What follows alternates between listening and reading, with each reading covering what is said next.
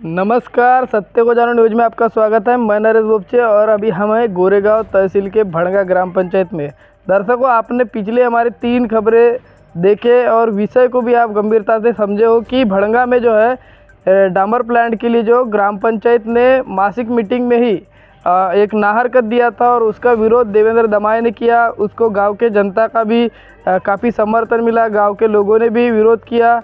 और ऐसे में कल जब तहसीलदार, गट विकास अधिकारी, सभापति, पुलिस स्टेशन सभी को पत्र देके हुआ, माननीय आमदार विजय रांगडाले इनको भी पत्र देके हुआ।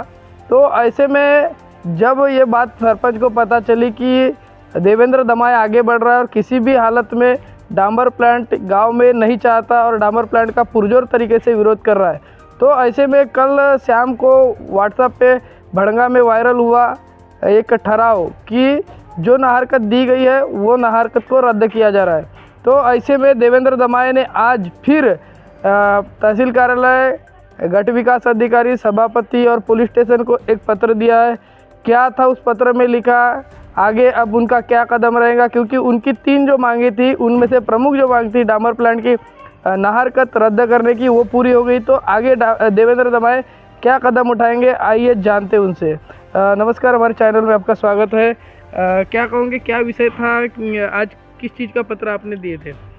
जैसे कि आपको मालूम है, पिछले दिनों से डामर प्लांट का मुद्दा जो कि हमारे भड़ंगा ग्राम में ज़ोरों शोरों से चल रहा था। गैला टोला परिसर और भड़ंगा परिसर, घोटी परिसर, यह आजू बाजू का एरिया था और 3 किलोमीटर के दायरे में कोई भी अगर ऐसा प्रदूषण जो होता है जिस चीज़ से, वह चीज़ से जिस गांव के जो जनता है उन्हें, उनके जो आरोग्य को धोखा हो सकता है, इसलिए मैंने वो आवाज़ उठाई थी। उस आवाज़ को हमें देते हुए गांव के लोगों ने भी मुझे समर्थन दिया था।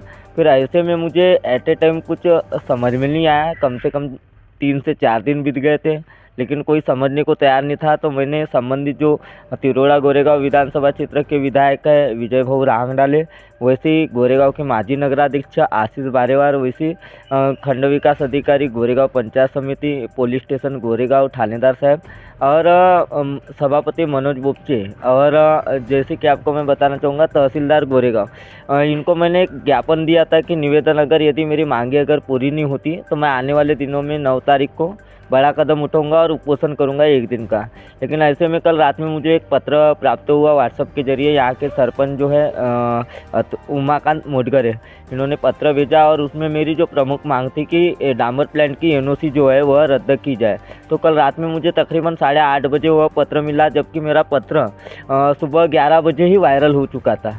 मतलब सुबह 11 बजे लगभग मैंने दे दिया था सभी जगह में और संबंधित डिपार्टमेंट में।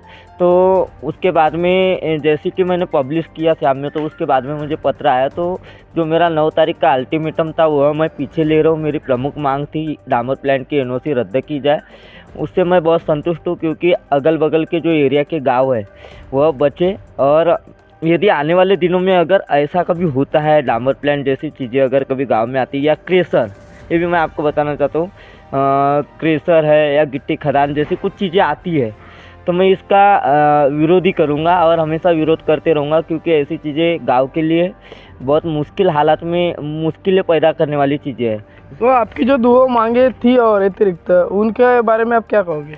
मेरी जो दूसरी एक मांग थी कि 39 के अंतर्गत जो कि सरपंच के ऊपर कार्रवाई की जाए और पूरी बॉडी के ऊपर, सचिव के ऊपर, जैसे कि इन्होंने मैंने जैसे कि वह पत्र देखा, पत्र में 11/12/2023, जहाँ तक के मेरे जानकारी के हिसाब से वह पत्र में लिखा था 11/12/2023 को अर्जा आया था ग्राम पंचायत को कि डामर प्लांट की एनओसी दी जाए। उसके बाद में इन्होंने जो कि पहले महीने की 9 तारीख को 9/1/2024 को इन्होंने मासिक मीटिंग में ठहराव लिया, जो कि आम सभा में लेना चाहिए था।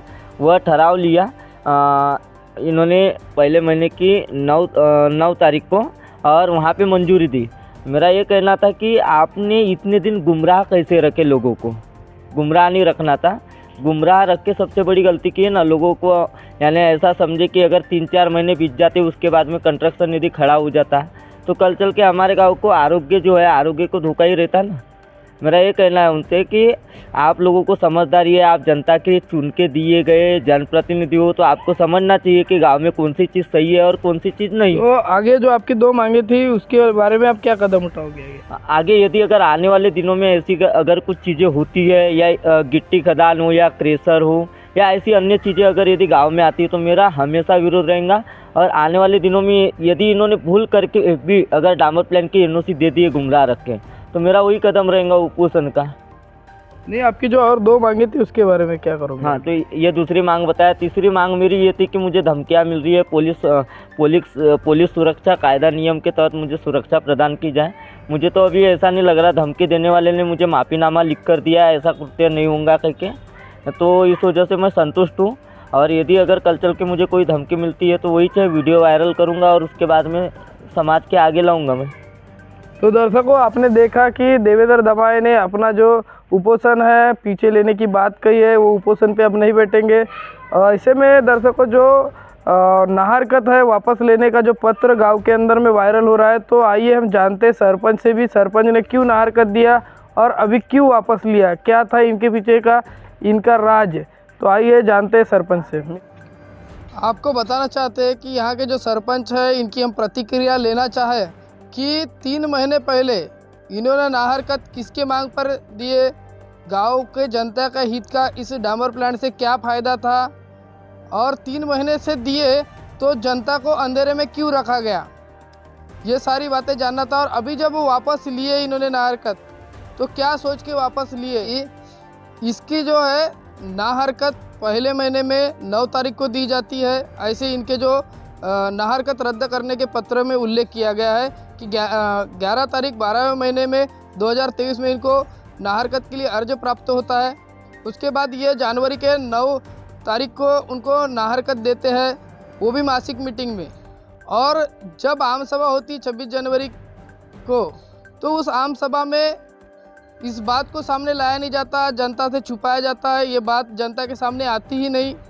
और जब देवेंद्र दमाई के माध्यम से ये बात सामने आती है, तो फिर मासिक मीटिंग में ही इस जो है नाहरकत को रद्द करने का जो ठराव है वो पब्लिक के सामने आता है। तो दर्शकों, किस अधिकार से इन्होंने मासिक मीटिंग में ही जो है नाहरकत दिए, मासिक मीटिंग में ही रद्द किए, और जो आम सभा हुई जनवरी महीने में उसमें जनता से क्यों छुपाया गया, अब इसके पीछे का क्या रहस्य है पता नहीं। इसके बारे में जानने की हम कोशिश की है, सरपंच से बातचीत करना चाहे, उनकी प्रतिक्रिया लेना चाहे, तो उन्होंने टालम टाल किया और उन्होंने हमसे मिलने के लिए और कैमरे के सामने बोलने से साफ तरीके से मना कर दिया। तो दर्शकों, ये एक राज बना रहेगा, एक प्रश्न चिन्ह हमारे आगे खड़ा है, आपके आगे खड़ा है। तो ऐसे ही खबर के लिए सत्य को जानो न्यूज़ को देखते रहिए। मिलेंगे अगली खबर में, तब तक के नमस्कार।